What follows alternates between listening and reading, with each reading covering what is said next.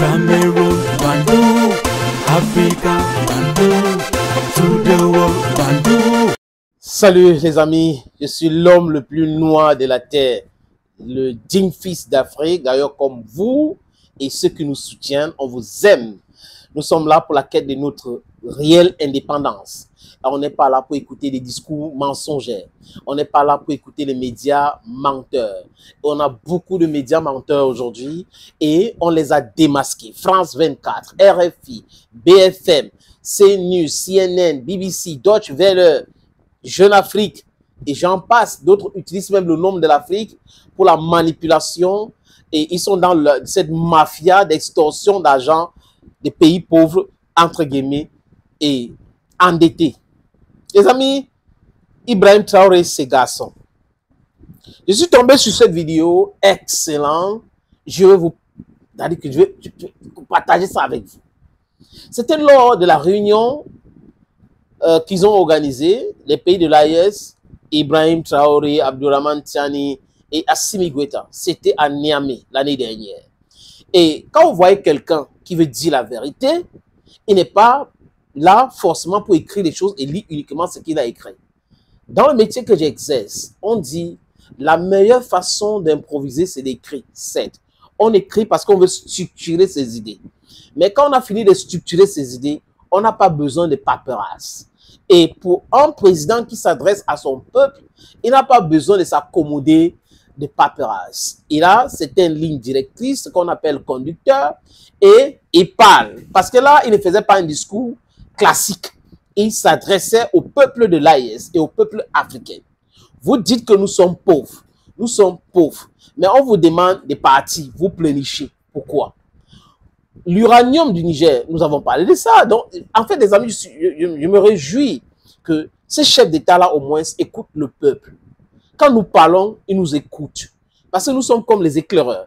On voit certaines choses qu'ils ne voient pas. Ils voient certaines choses beaucoup de choses que nous ne voyons pas. Mais en tant que peuple, nous sommes sur le terrain, nous sommes là en bas, on voit tout et on peut les expliquer et faire avancer les choses chez nous. Les amis, Ibrahim Traoré. Le Burkina est le pays le plus pauvre, le Mali est le pays le plus pauvre, le Niger est le pays le plus pauvre. Nous sommes classés parmi les derniers.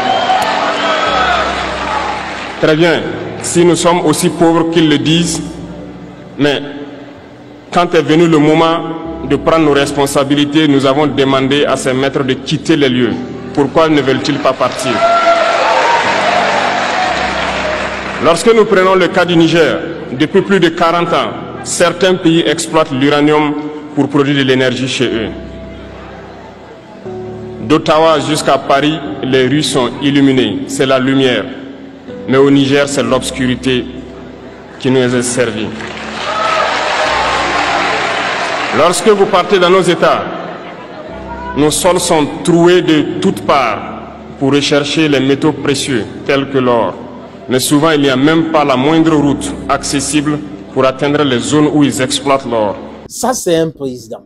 Ça, c'est l'homme. C'est pour cette raison que les amis, l'année dernière, ou au moins au début de cette année, j'ai fait un podcast. Et dans ce podcast, j'ai dit qu'Ibrahim Traoré était l'homme politique le plus populaire d'Afrique. Et en Occident, Vladimir Poutine était l'homme politique le plus populaire. C'est clair. Aujourd'hui, il y a Donald Trump. Mais restons en Afrique. Vous écoutez ce premier extrait. C'est le président Ibrahim Traoré qui parle. Vous allez écouter encore beaucoup d'autres choses parce que maintenant, je vais vous laisser écouter la suite. Ne vous gênez pas, les amis. Il y aura, entre-temps, les jingles, juste pour les raisons de droit d'auteur. Mais restez-y, écoutez. Vous allez comprendre ce que nous sommes en train de parler ici. Nous sommes pauvres. Vous nous exploitez. Je prends un exemple de chez moi à Ekona. On avait ce qu'on appelait à l'époque Kostimba. C'est-à-dire qu'il y avait les bois quelque part dans une forêt à Machouma. Et Kostimba, les Français sont venus exploiter. Qu'est-ce qu'ils ont fait? Ils ont ouvert une petite route comme ça pour aller prendre le bois là-bas. Et quand ils ont fini de prendre, ils n'ont pas goudronné la route pour aller là où ils sont. Donc, pas de développement, rien. Jusqu'à aujourd'hui, ça reste comme ça. Idem pour beaucoup de choses, beaucoup de villages ici. Allez à l'est du Cameroun. Vous allez voir l'exploitation du bois de façon sauvage et il n'y a pas la sécurité sociale, il n'y a pas de développement, il n'y a pas d'eau, il n'y a pas la route, rien du tout. Donc ils exploitent comme ça de façon sauvage. et ils viennent nous donner des leçons. C'est eux qui disent que nous sommes pauvres. Ça veut dire que c'est extraordinaire. Les Européens ou les Occidentaux nous disent ce que nous sommes, ce que nous devrons faire de nous. Donc, ils nous racontent notre histoire. Et après, ils racontent leur histoire. Vous nous racontez notre histoire à nous. Vous racontez votre histoire à nous. Vous êtes dans le vol. Et il y a certaines personnes qui se disent intellectuelles, qui acceptent cela. Vous acceptez même quoi? Les amis, écoutons Ibrahim Traoré. Encore moins certains services sociaux de base. Voilà pourquoi nous avons décidé de nous révolter et de prendre le destin de nos pays en main. Il y a bien d'autres exemples. Mais lorsque nous avons décidé ainsi, eh bien, nous avons été approchés par certains esclaves de salon pour nous passer le message de leur maître. Parce qu'ils avaient créé cette sorte de chaîne polymère qui se relève à la tête de nos États pour les servir. Et nous sommes venus briser la chaîne. Et c'est inconcevable pour eux. Ils nous ont donc approchés et ils nous ont demandé de rentrer dans les rangs pour faire partir de l'élite qui doit diriger l'Afrique. Parce qu'ils ont une élite formée et formatée qui doivent suivre, Cameroun, Bandung, Africa. qui sont incrustés dans cette chaîne-là. Nous avons refusé de rentrer dans leur rang. Et dès lors, les hostilités ont commencé. Et ils ont fait fourvoyer dans nos zones plusieurs mercenaires, des formateurs. Les agents sont descendus dans le Sahel pour espérer mener des attaques barbares, lâches contre nos populations, espérer les révolter. En plus de ces attaques sur le terrain, les attaques communicationnelles, la manipulation, la désinformation battent son plein dans leur rang. Mais les peuples du Sahel ont compris et plus jamais on ne pourra les manipuler. Ils savent d'où ils viennent, ils savent ce qu'ils font et ils savent où ils partent.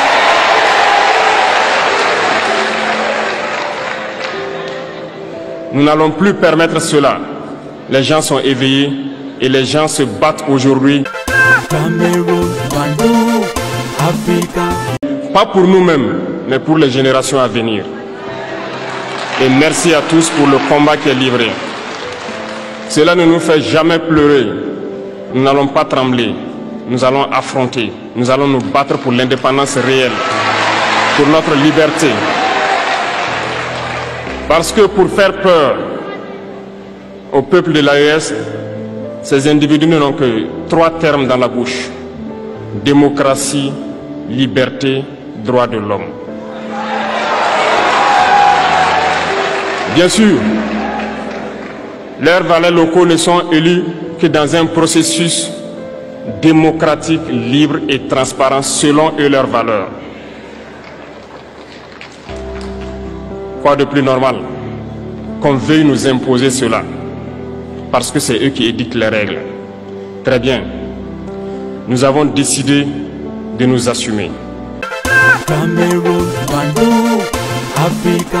Voilà pourquoi un 26 juillet 2023, lorsque le Niger a décidé de tourner la page, les esclaves de salon et leurs maîtres sont montés sur les grands chevaux. Ils ont mis leurs valets locaux en avant et ont décidé de mener une guerre contre le peuple nigérien. Nous avons donc dit, quiconque osera s'en prendre au Niger nous aura en face, parce que nous mènerons une guerre sans merci jusqu'à la dernière goutte de sang pour quiconque osera s'attaquer à nos États. Cette parole, cette décision que nous avons eue hier est d'actualité aujourd'hui et sera d'actualité demain et pour toujours. Ça, c'est l'homme. Applaudissez pour lui.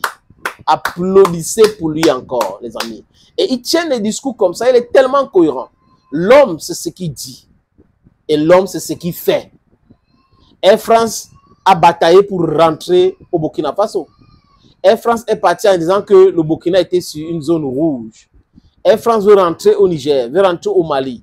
Mais la France n'a pas déclaré que la zone là n'est plus rouge. Il dit, mais faites ce que vous devez faire. Vous ne pouvez pas dire que c'est à risque. Les autres viennent desservir nos pays. Et vous voulez venir maintenant. C'est-à-dire que c'était rouge, mais les autres étaient là. Et vous, ça reste toujours rouge. Vous voulez venir. Quelle incohérence. Ils sont riches, mais ils nous pillent. Ils sont riches, ils impriment notre monnaie chez eux. Ils sont riches, ils nous imposent leurs valeurs. Ils nous imposent leur démocratie. La démocratie à la française, à l'occidentale. Vous croyez que c'est normal? Non. Wake up for your sleep. We need to be free and be free right now. Thank you, friends, for watching, and bye-bye for now. Cameroon, Bandung, Africa.